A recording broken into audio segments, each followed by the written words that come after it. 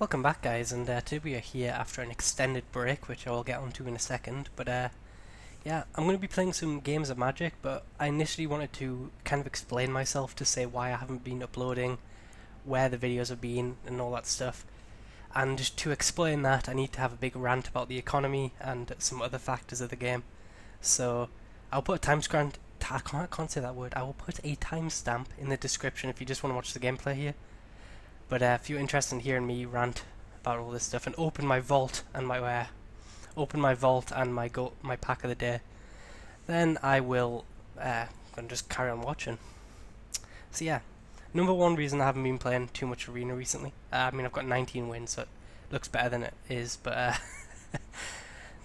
number one reason is the economy. I'm gonna be brutally honest, as is my catchphrase. The economy is just embarrassing.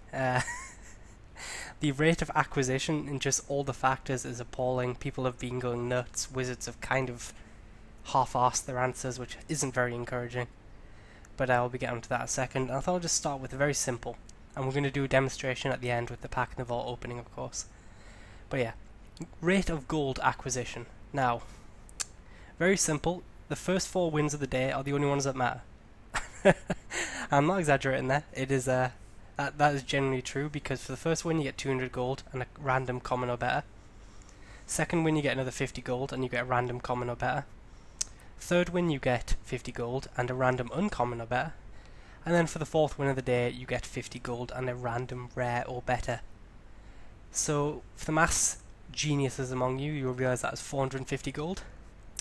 Now you include your daily quests in there, so daily quests range from 225 to I think 500 gold. And they're kind of the money bags. The 500 ones are pretty rare from my experience, but they haven't released figures or anything. But let's just put it in the middle. Let's see, you get a 300 gold quest, which I think is the middle ground. So 450 gold, add 300 gold, 750 gold. And then how much does a pack cost? I always got the wrong place. Yep, that's right. A pack costs 1,000 gold. So you can't afford to get a pack for a single day's grind. Now, I'm not exaggerating when I say I think you could triple or even quadruple that rate of pack. If you could get 4 packs a day, I still think the grind would be fairly arduous. I'm not even exaggerating there. Like, I played duels, and to be brutally honest, duels I think was overly generous in the rate of acquisition overall. Once you got ahead in duels, it was very hard to fall behind. It was just that initial getting ahead which was the problem. However, right now it's just downright insulting. It's literally just downright insulting. They're just seeing how far they can push people, I think, and I think that's pretty the pretty spicy thing. But I mean, let's be honest, packs aren't really what really matters, because it's all about them wild cards. Now, wild cards, for those you don't know, get you anything of that rarity. So I've got 1 mythic rare wild card, for example, and that means I can get any mythic rare of my choice. So for the geniuses among you, instead of relying on random packs, you can choose what you can get. So wildcards are really the meat and the gravy of the economy. And before the NDA dropped, the biggest complaint was, it feels kind of weird because we're getting mythic rare wildcards faster than rare wildcards. Well, it wasn't the biggest complaint, I exaggerated. That was like one of the things people were saying. And I shit you not, Wizards took that feedback as, okay, so it's kind of weird that mythic rare wildcards are coming out faster than rare wildcards. Let's lower the rate of mythic rare wildcards instead of increasing the rate of rare wildcards, which is kind of just the biggest, most Wizards of the Coast thing of all time. These wildcards are not nearly frequent enough for the necessity that you need them. For example, I've missed a couple days, but I've been hit pretty much all the dailies since this recent patch, and I've received a grand total of 3 mythic rare wildcards. And yeah, that's in total. And I've been playing. Well, I can't remember how long this patch has been out now, but it's been at least a month, I think. So yeah, don't expect to build any build around mythics or even rares, because it's absolutely brutal as it stands at the minute. So now, many of you may be thinking, okay, you're exaggerating a bit here, Nikki. Let's buy a pack and see what comes out at the end of it. So Actually, before we buy a pack, I'm going to lie here. I'm going to talk about something that isn't a problem now, but will be a huge problem later on. And it just, nothing sums up the economy more than this. This is the thing that gets me the most mad. Okay? So, basically the whole thing with the vault is any duplicates you get, and every time you open a pack, you get progress towards the vault. And the duplicate part of it, okay, how much... I'm just going to pose this question to anyone who doesn't know here. How much progress do you think you get if you've opened 4 mythic rares, you open a pack and then you get the 5th copy of that mythic rare? How much progress towards the vault do you think you get? Now, how many of you think like 5%? Maybe the more generous thought 10%. That's because that was kind of the range I was looking for. You get 1%. For a common, you get 0.1%, uncommon 0.3%, and rare 0.5%. So that means you need to open 1,000 duplicate commons to open the vault, or 100 mythic rare duplicates to open the vault. And the vault's not like this mythical thing that will get you everything you could possibly need. You'll see in a second. How stingy and cruel of a number is 0.1 to 1% range? I literally think you could times that by 5 and it still would be pretty brutal. I don't even want to go there. Let's get the demonstration. Let's buy a pack. So I'm just going to buy Hour of Devastation because I think that's generally the most powerful set. And then let's see what we get for our 2 days of grind. Okay, so we get a common wildcard, and then 5 junk spells. We get duplicates, so that's 0.1% for our Hashep Oasis. Everything else here I'm not going to use. And we get an Apocalypse Team, something else I'm never going to use. So 2 days of grind, and I got nothing for it. I got 0.1% vault progress. That was the entire thing, because a little problem with Magic the Gathering is a lot of it is built for limited, which means a lot of the cards suck. And maybe this Jace's defeat counts, but yeah, nothing else here is ever going to get used, so 2 days grind was worth it. Worth nothing. Don't worry though, after about, I don't even know, I cracked the vault. So the vault automatically gives you a rare and 2 uncommon wildcards. They have announced, because they removed the mythic wildcard from the vault, because that's another genius move, that before the NDA dropped we had a mythic wildcard in the vault, now we do not. They have backtracked that, they're going to implement it soon apparently. But let's see what rares we get. Cherished random uncommon, Cherished Hatchling, never going to use it. Random rare, Dead Man's Chest, never going to use it. And our random mythic, Samut Voice of Dissent. This was one of the better vault openings, and it's pretty shit. Samut at least will see play if I ever built a red-green deck. I've got a couple nice little wildcard system here, but yeah. This was about a month's work for this vault, I think. And would you say it's worth it? Even if you replaced one of these, I don't know, if you replaced something here for a mythic wildcard, it's not going to build you a deck, is it? And yeah, that's just kind of sewing out the economy and the #1 reason why I haven't been playing. And just hope this nice little demonstration here would explain why this economy needs serious sorting out, and Wizards' responses have not been encouraging. They basically came out and then they're really weird, these guys. They kind of do a very PR-y response, but then in kind of try and paint things positively, and then when you look between the lines, like, hang on, that's a bad change.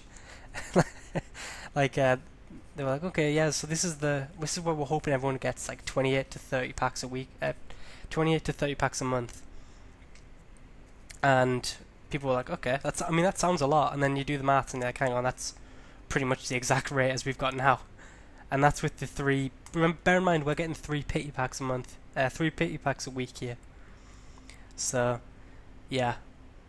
And they're not here to stay, them pity packs. They're going to get replaced with other parts of the economy. And that's my biggest complaint, is that because while this economy is absolutely so shitty, Wizards' response hasn't been, okay, we do need to up the rates and stuff. Their response has been, okay, let's try and shift stuff around. They don't want to add wealth in, they're just trying to remove it from other areas and bring stuff in. And their big thing at the minute is they're going to have events and draft. They're the 2 other ways to bring in gold. And I am very skeptical. They're just going to be...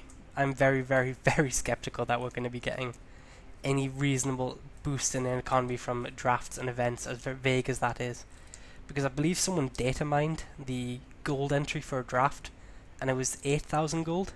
And obviously that was a placeholder value, but they said the packs costing 1,000 gold was a placeholder value. So yeah, I very much expect draft slash events to not be as sustainable and the economy to not change much, they'll just distribute it around.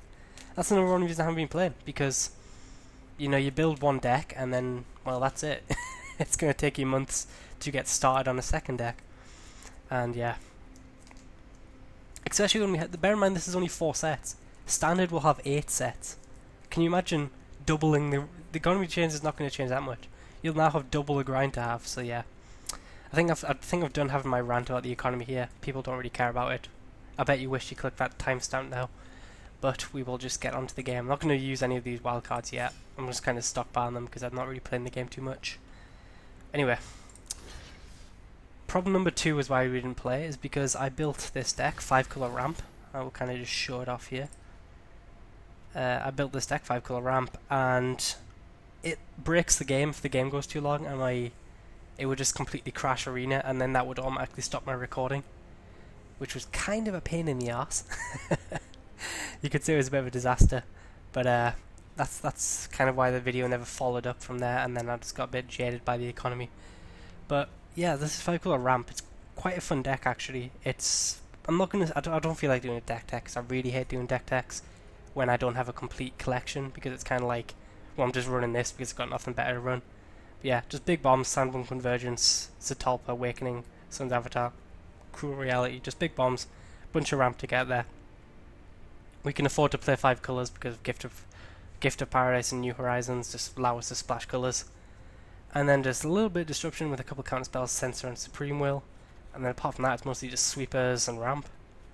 So we're not going to go too far into the deck. One thing I will say about this deck is that the deserts are all-stars in this deck, the Ipnu Rivulet and the Hashep Oasis. They are really powerful. Hashep Oasis has a nice combo with Zetalpa, where you can essentially one-shot your opponent, which is a really nice place to be, because double strike trample is very hard to get around. If you have 2 deserts, you can pretty much one-shot your opponent, but most of the time, even just one desert might just do the trick. So they do need to answer very quickly. So that's kind of Hashep's Oasis. Also very good with Carnage Tyrant, because Carnage Tyrant's in here for control, and control runs Scarab God. So normally they can just like play Scarab God and just keep like trading or jumping, or throw like eternalized creatures in front of it. But if you start throwing your Hashep Oasis on the Carnage Tyrant, they still have to jump instead of trade, and that's a big difference. But yeah, Hashep Oasis is very good. We also run an Ipnu Rivulet. This is also for the kind of the control matchups, because often in control you can't beat a control deck. Unfortunately, you have too much removal, too much counter spells. So you both get to like 20 cards in the library, you just start throwing your deserts at them, start milling them, and then you win the game from there.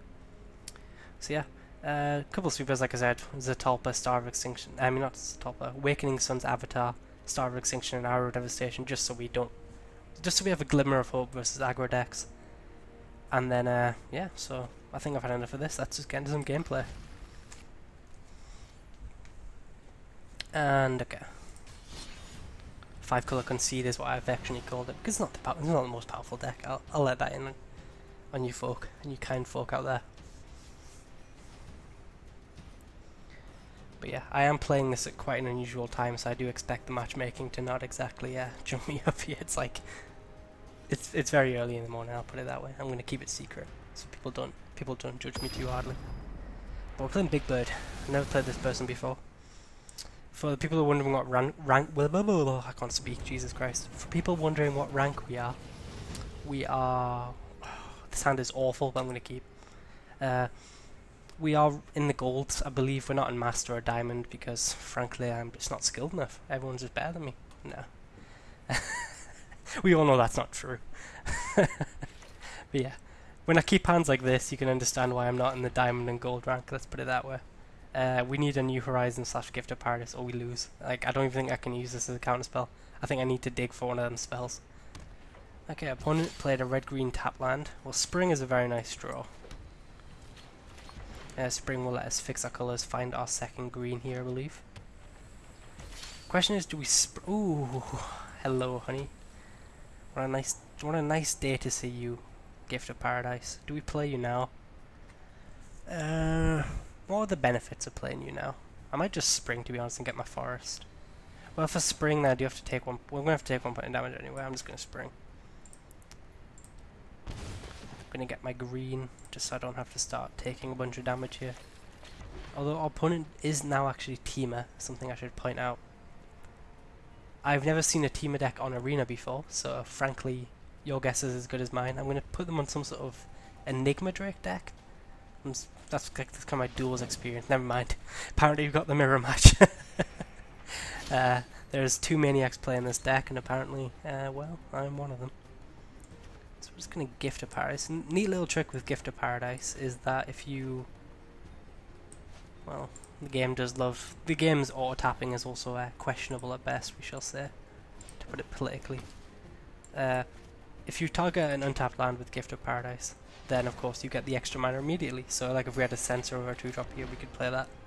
We don't have one, but something to keep in mind, always good practice. For any of you and that's another... that was another little handy trick I was going to give you there. Always target your non-deserts with your Gift of Paradise. Reason number 1, because you like sacrificing your deserts. Reason number 2, Field of Ruin can only target non-basic lands. So that would be disastrous if I target a desert. Be able to kill my mana acceleration. Our opponent is going to nickel ball us here. I've already accepted it. I think the play is to Naga Vitalist, hold up Supreme Will. I mean, Sandworm Convergence in theory is a pretty good card here. So it's going to end the turn. Double Sandworm's also pretty nice. We have 1, 2, 3, 4, 5, 6 mana. We're still... we're not exactly close to to our goal here of Sandworm Convergence, but you never know. Our opponent has 1, 3, 5, 6, 7 mana, 8 mana if they play land. Luckily they do not. We'll allow that to resolve. Double treasure map. I think I'm just gonna dig for a land with this Supreme Will because I don't know. I feel like I'm more of a tappy out deck in this situation rather than a control deck, and they're tapping out every turn, so I don't have to worry like about a counter wall. And I just kind of want to hit land drops here, get as close to these Sandworm Convergences as possible. So yeah, seems like a good place to be. If our opponent, like I said, if our opponent Nicole Bolas it, I will just accept life. You know, I made a mistake, and we will become strong. We will become stronger from it. They won't attack you. I'm not going to play around the 1 mana spell of this treasure. Block. My turn. Let's go. So I'm just pretty much looking for land, I think. And... ooh, Carnage Tyrant's really tempting to grab here. Oh. 1, 2, 3, 4. Oh, we can even cast it as well. Yeah. Let's go for it. I'm sorry. Carnage Tyrant's is too good to pass up. And they get rewarded anyway, I draw the land. Raw. Good place to be. Against these colours, it's pretty much Star of Extinction or River's Rebuke, I believe. Or just another big creature, of course. But we are 1 mana off our own Sandworm Convergence. We have our share of bombs here. We may be able to beat our opponent's share of bombs. But yeah. We're in a decent situation. Like if they started playing like a bunch of creatures again, remember the hash operations I was talking about in the deck, we can start sacrificing them, throw on this guy. Okay. That's an interesting draw. I quite like that actually. Oops. I think the opponent was meant to play a spell but accidentally passed the turn.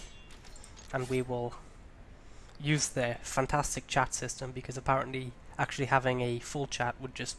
people would just be too toxic. I'll say oops as well. Yeah, because apparently you just, you know, being able to ask your opponent what's in their deck and stuff is just too rude, and I don't know. Those of you who know me well know I am very much a big advocate for normal chat, you know, just being able to say, how are you?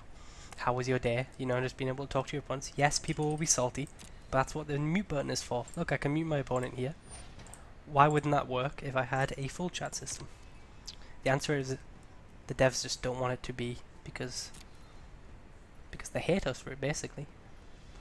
They hate us. That sums it up. I'm sorry. I'm slightly out of it here. This is why don't record late, ladies and gentlemen, because nonsensical things will come out your mouth and you will regret it. But that's a problem for future me. They could have a counterspell, but I think Hour of Devastation is a nice way to bait it out. Oh wow, they didn't. I've got 3 deserts, so I don't need to get that. I'll get my white source, and I'm going to get my Ark of Orazka.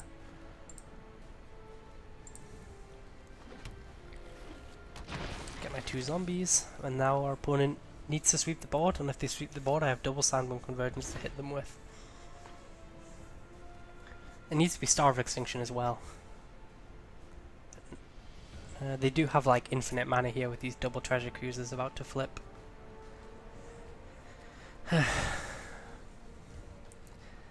yeah, so I feel like we're in a solid situation. I don't think we're like guaranteed to win. I think we're about 65% I'd say to win at this point.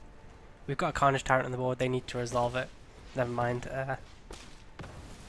Like just say our opponent was on like 4 life here. We could sacrifice a desert to the Carnage Tyrant, they'd have to chump instead of just trading off. Of course I'm not going to offer the trade here because I'm just going to start slamming sandworm convergences and going wide here. And I think that puts me in a better situation. Opponent does get to scry 3 and they will gain a certain amount of life with this Sifter Worm. Sunbird's Invocation. Okay, our opponent's... This is unacceptable, our opponent has outjanked us. Look at me. Do I just trade off here? Like... It feels so wrong, but it might just be right, you know? Carnage Tyrant is an absolutely fantastic card, but I don't put our opponent on control, which means while it's unkillable, while it's unremovable, I think it's right to just trade off, you know? Oh, I regret every second of this, ladies and gentlemen. But I think it's right. Because we're not getting this Sifter Worm off the board easily either. Only way we really have is our Devastation not to bounce it. So it's kind of like we need to Carnage. That's basically Carnage Tyrant for him as well. Oh, that just felt wrong. Okay, let's satiate my hunger here with a nice little 8-drop. I wonder if I'm just going to attack along the ground as well, because I'm 90% sure he takes the trade with the Carnage Tyrant. But we just start generating infinite worms here. Our opponent is on a lot of pressure because we're going to just attack all here. He's going to take a minimum of 5 damage, most likely a lot more. Yeah, he's going to take 8. We'll double sandworm conversion him. My favourite card, one of my favourite cards, sandworm conversions. I do like my worms, and I love making 2 5/5s every turn. Do you have a response? I mean, they can't just win the game here. They could just like go like approach to the second sun or something. Okay. Well, not too worried about that. Contrary to popular belief, because well, you just get to cast a Arrow of Devastation from that, which is kind of sad.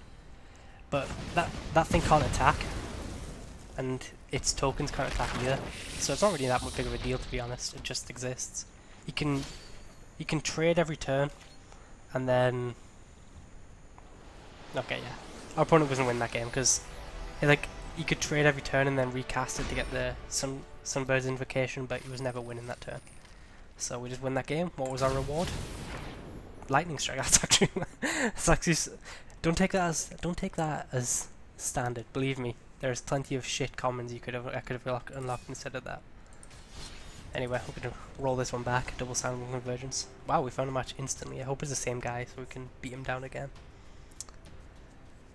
Yeah, that was because I mean Locust God couldn't attack that, so he didn't really have a win condition. You just kind of have to chump and then hope to dig into something. And if you can't remove sandworm convergence, you just can't win a game. Our opponent, Samwise62, is our victim today. This is a pretty nice curve. I believe we have a turn 6 sandworm convergence. If we draw a turn 2 mana creature, we have a turn. If we draw a turn 2 mana creature, we have a turn 5 sandworm convergence. If everything goes well here. Unfortunately not. Not too bad here. If our opponent was a super aggro deck as well, we have the Verdant Suns plus Arrow of Promise to buy us time. If their control things do get, if their control, we have the double. Well, if help me, if they are control. Where were you last turn? Okay, I could play around Censor, but it's more likely they have a removal spell rather than Censor. So I'm just gonna throw out the Spring. get my blue source. But yeah, if they control, my game plan is just going to be cast mines, and hopefully they'll tap out for something like a Scarab God, and then I can beat it with a Sandworm Convergence. So hopefully we draw an untapped land here so we can Arrow Promise, because that's an Arrow Promise is a good card because it lets us put our pressure on, and also, well, I'm just going to Spring again, to be honest. I might want to hold up Counterspell for turn 5 just in case he taps out for Scarab God. So I don't think I'm actually going to cycle this Sensor. As tempting as it is to hit my land drop, I kind of want to play around the turn 5 Scarab God, unfortunately. Okay, search for his counter. Okay, yeah. Because one way we do lose the control is if they just beat us down. Apparently we just don't run land in this deck. 1, 2, 3, 4, 5. So we can play a 2-drop. Might as well just play you. Test the waters. He can't Moment of Craving it on his end step, so he does have to decide to kill it now. Which is a nice place to be. End turn.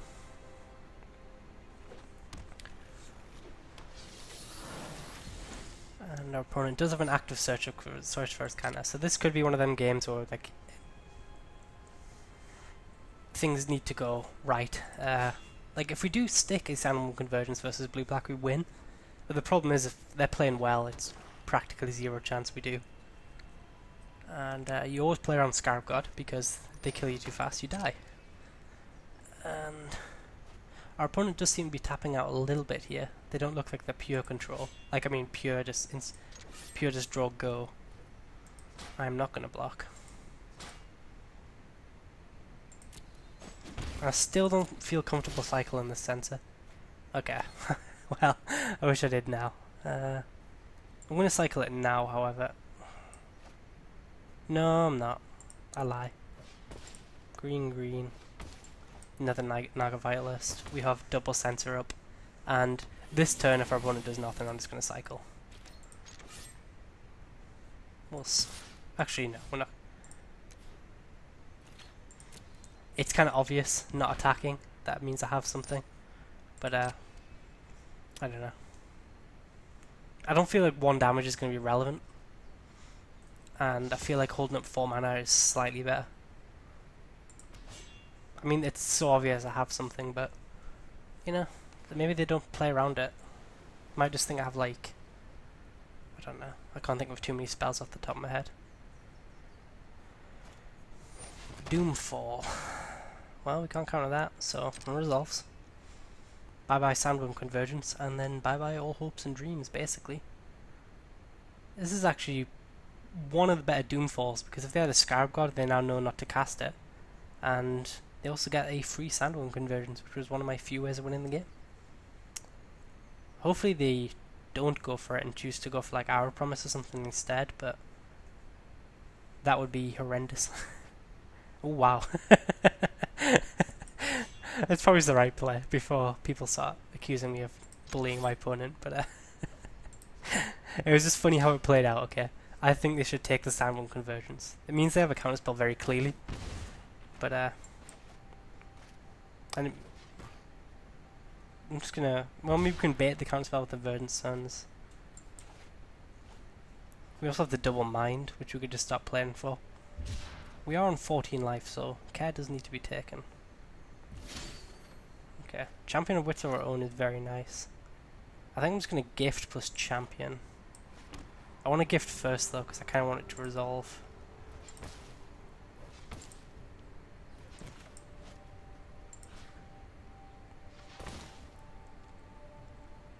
Feels kind of bad to Champion, because there's nothing I particularly want to discard here, but I believe it's the right play.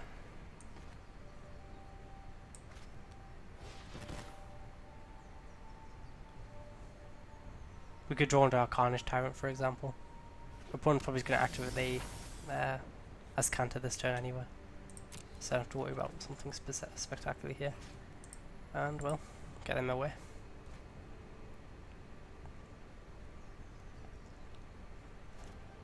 Yeah, so pretty much my game plan now is I'm just going to be hoping my opponent taps out. And if they don't tap out, then I will just start casting mines and internalizing champion awaits.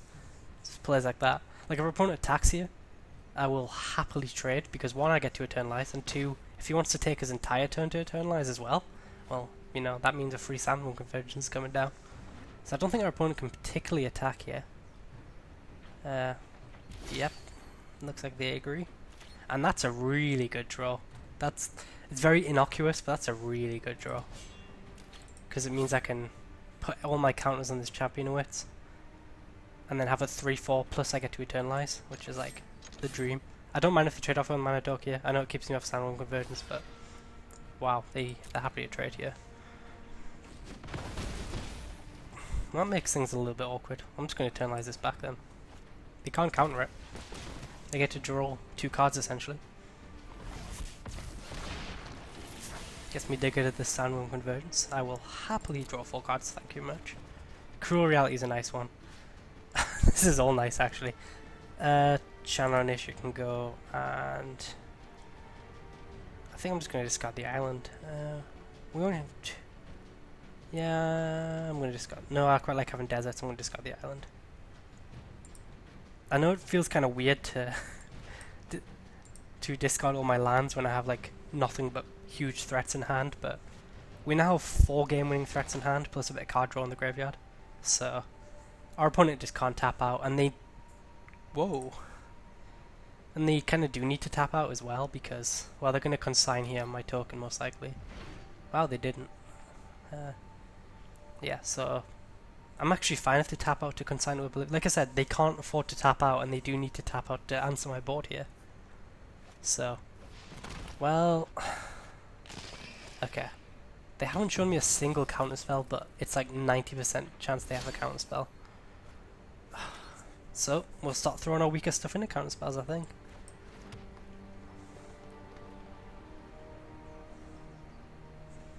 I mean, we could just play the mind game, but I don't think it gets much better for us. 5, 6, 7. I'm happy to throw the Verdant Suns to test the waters here for a counterspell. I don't mind losing the Verdant Suns. It's kind of like a pawn here. It's not going to win me the game, and it dies to pretty much everything. It's an Essence Scatter. Fine with that. Means nothing, but trying to think about the big bombs in my threat that get Essence Scattered. Can't think of anything on the top of my head. Well, I guess like Zatalpa or something. Eats the counterspell for Zatalpa. And if our opponent wants to eternalize here, we have... I mean, he knows we have more threats, so he just plays another champion awaits. I mean, like, even if he must be very tempted to Oblivion us here. But even if he does, it means we stick this Cruel Reality or Sandworm Convergence and win the game. So I don't think that's particularly the right play, but at this point I will start holding lands.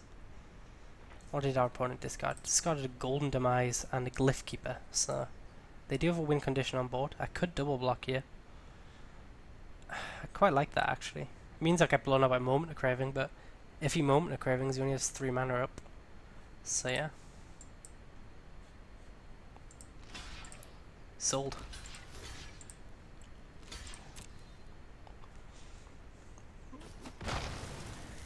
Yeah, I'm fine with that. Censor is an interesting one if you had like a Spell Swindle. Oh. How do we play this?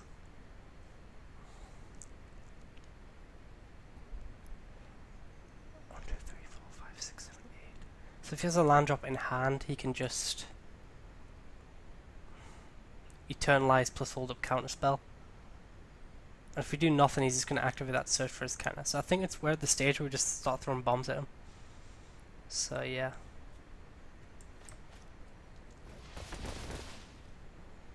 Don't expect it to resolve, but if it does resolve. It's not even that good if it resolves now because he has it consigned to bounce it. So you might just let it go and then just bounce it, which might be the right play to be honest. That's always what he's thinking about, because he can just, if granted though, if he did let it resolve, it would mean it would mean he couldn't activate a search for his counters this turn, which is a place to be. I'm just gonna... It resolved, so I'm just gonna smack... Actually, I best not hit that end turn in case he spends 5 mana somehow. Like if he went like... Yeah, he's gonna consign it. Yeah, resolves.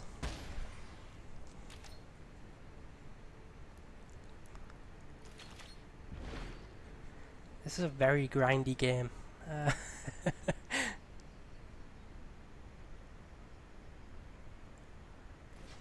Okay. If they tap out again, so you knew I had a Sandworm Convergence. Okay, perfect. He only has 3 mana up now. I'll discard Sensor and Cruelty of Sandworm Convergence. He's got so much fodder. I think it's actually Cruelty that has to go. Kinda wish I had an extra card in hand, but what can be done? So now he needs like a hard counter spell here. No blocks. Well, I mean, very good chance he has one, but he hasn't shown me one yet. And he doesn't look like a pure control deck, judging how much time he's tapping out. I think we have enough mana to even pay for like 1, 2, 3, 4, 5, 6, 7, 8, 9, 10. So we can't actually afford for a Supreme Will. 1, 2, 3, 4, 5, 6, 7, 8, 9, 10, 11. Actually, we can. 1, 3, 5, 6, 7, 8, 9, 10. Yes, we can actually. So we can pay for Supreme Will. So, can you do it again? Clearly, you must be able to do it again, because... Okay, he must have another consign. Yeah, definitely has another consign. Oh, now he gets my entire hand because I played out my land. Houston, we have a problem. I played around Supreme Will, I didn't play around the second consign. I don't think that's necessarily bad. But he gets double Sandworm Convergence here. So I think it's like Carnage Tyrant or bust. Yeah, he's going for 100% here, yeah. Oh, that's bad. I'm not sure if it's wrong though. Like, it looks bad there, but I think it's more likely to have a Supreme Will than... I can tap up for you. I don't know. It's close. I'm not sure if it's right, but I don't think it's particularly wrong. Just gonna put the counters on this thing. I know it's tempting to kill that, but we can just start growing it slowly and surely. We have memory at the end of the turn to help us regas, so we will see how this goes.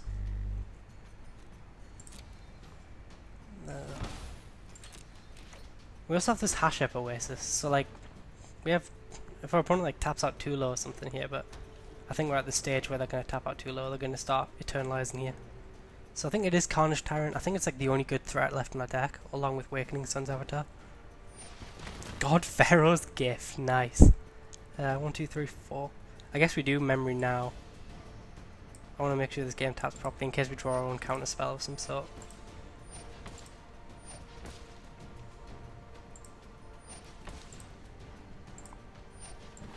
Like if we draw on Sensor here or something. Oh, get back in my hand. Okay, well we do Supreme Will, so if we had extra mana, like if we didn't attack there maybe? Well, maybe that's a question for the ages. Opponent tapped out though, so we have our opportunity to... We can even Supreme Will for it, for a big bomb. So I think is the play. So blue, green, green. Get to go 4 deep for a big bomb. Hour of Devastation is the grab, unfortunately. And I think we have to fire it off now. What's he got in his graveyard? Glyph Keeper he can bring back. Champion of Wits. Oh, this does not look good. I don't think jumping for a turn, because we're not going to get another chance to nuke his board here. So, yeah.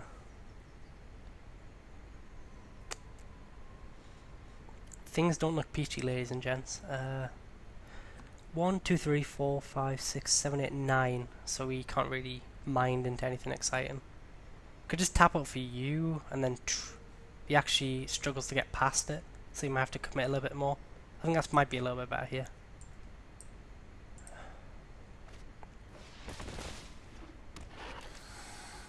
Will attack as well. Get it in his graveyard at least. Yeah. So he gets back. Probably he's a glyph keeper. He can, if he has a removal spell, I'm dead. He doesn't have a removal spell, but if he has a counter spell, we're dead now anyway. Yeah. Yeah. I feel like this game was winnable. Like, I feel we played badly. Like that turn where we, like, if we'd had a salmon convert, somebody tapped out for them. You know, just little things like that. I feel like there was definitely an opportunity where I could have stuck a big bomb. I'm not sure if there was. Probably that opponent has an answer. They have seen a lot of cards, but you never know. I feel like this game was winnable if I'd played a little bit better. And he gets our last card in hand for insult to injury. Gifted Paradise doesn't even let us live. Mine for the banter. Good game, Sam. It tapped all my blue as well, which is a little bit tilting, but does that let us live? No, it does not. Give our opponent the GG's because I am a insatiable chat. And now I'll concede. So, for that like 20-minute game, I got no rewards. Might as well not played it. But no, it was a good game. I enjoyed it. Definitely feels winnable. Let me know if you let me know where I went wrong, ladies and gentlemen. But I think on that rather sad bombshell, I never like ending on a loss, but I'm not going to play a third game here. I will say thank you guys for watching, and I will see you later-ish sometime. I don't know. Right in the middle of deadlines at uni. It will be a while before I upload again, I think. But yeah, thank you guys for watching.